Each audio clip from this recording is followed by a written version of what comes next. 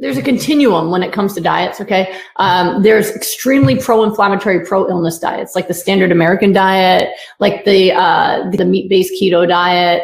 Those are disease-causing diets, right? High amounts of animal products, processed foods, all those kind of things, dairy, all those things are going to dramatically increase your levels of disease. Then there are less inflammatory diets.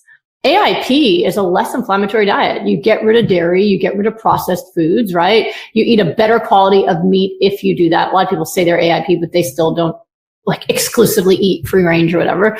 But it's less inflammatory. And that's why so many people feel better, right? You get rid of the most inflammatory foods that you were eating before, or the processed foods, dairy, stuff like that. Feel better. For some people, that's good enough for them. They go into a remission or their symptoms are more manageable and they're happy.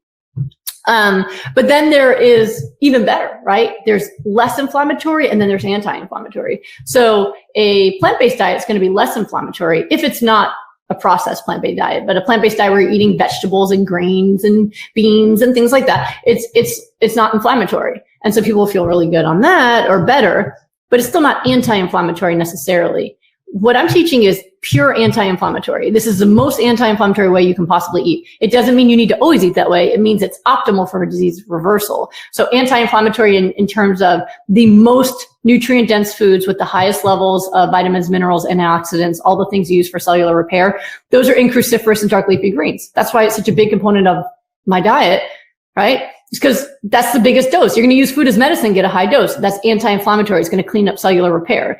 Omega-3s are directly anti-inflammatory. They create your anti-inflammatory immune system, right? High doses of that. It's going to cut down your inflammation quickly. All of the inflammation requires water for all of those processes to actually happen, those reactions to happen to eliminate inflammation. So when you're following hyper nourishment, that is the most anti-inflammatory way you could possibly eat.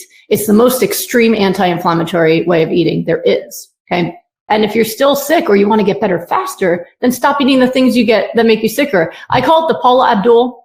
I was born in the 70s. So like the music of the 80s is kind of my music.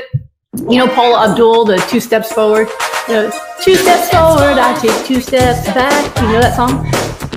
If you want to stop staying sick, then maybe stop going healing foods, inflammatory foods, healing foods, inflammatory foods. Let's stop dancing when it comes to our healing.